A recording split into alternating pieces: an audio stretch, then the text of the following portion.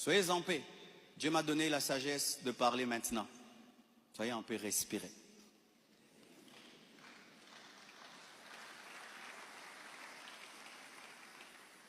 Désormais, lorsque j'aurai des choses très importantes et pertinentes, j'écrirai et puis je lirai. Amen. Comme ça, je reste vraiment dans ce que je devais dire et ce que Dieu m'a demandé de dire. Shalom bien-aimé. Et j'aimerais que ça passe en ligne. Comme le combat est sur Internet, la réponse est sur Internet également.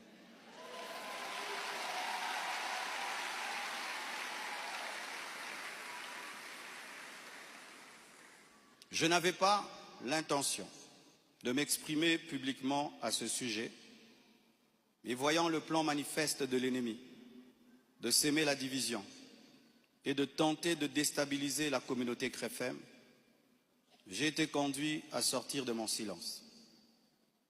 Et cela se fait aujourd'hui dans toutes les extensions compassion dans le monde. Les pasteurs vont parler en résumé ce que je suis en train de dire ici, car les fidèles ont besoin de réponses.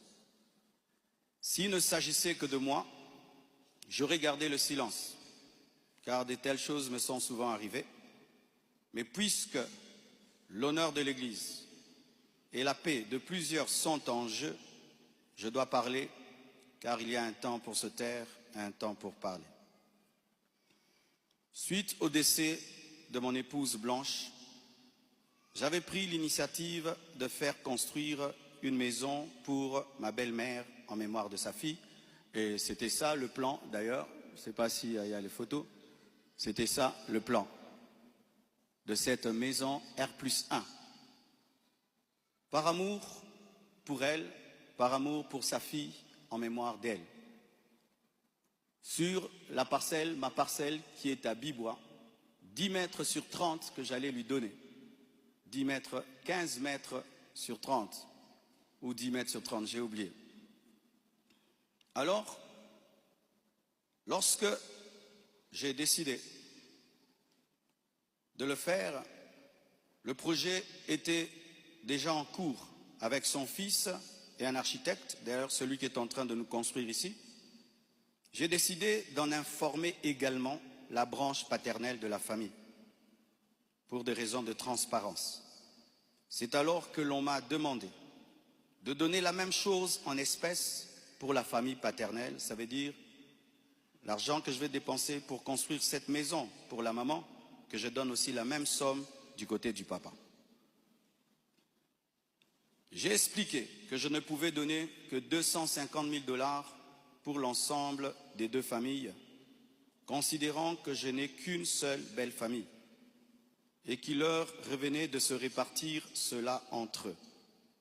Mais à ma grande surprise, on m'a dit que la maison était considérée comme un cadeau que Blanche avait promis un jour et qu'elle ne comptait pas donc dans l'héritage.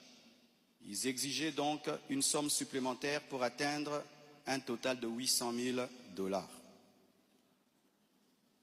Par ailleurs, certains membres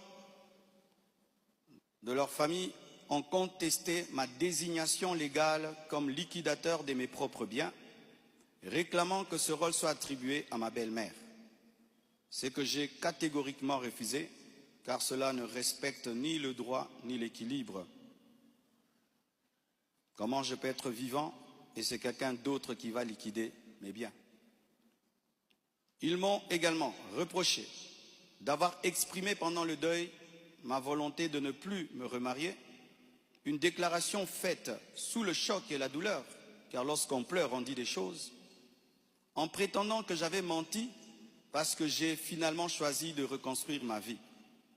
L'un d'eux m'a même dit que je devais rester veuf jusqu'à ce qu'ils reçoivent leur héritage. 2 réunions ont eu lieu entre moi et une partie de ma belle famille. Malheureusement, aucun accord n'a pu être trouvé. Ils m'ont officiellement réclamé 800 000 $ au travers de mes avocats, tandis que j'avais proposé 250 000 $ à l'amiable, par amour, par respect et pour honorer la mémoire de Blanche. Cela alors même que dans ma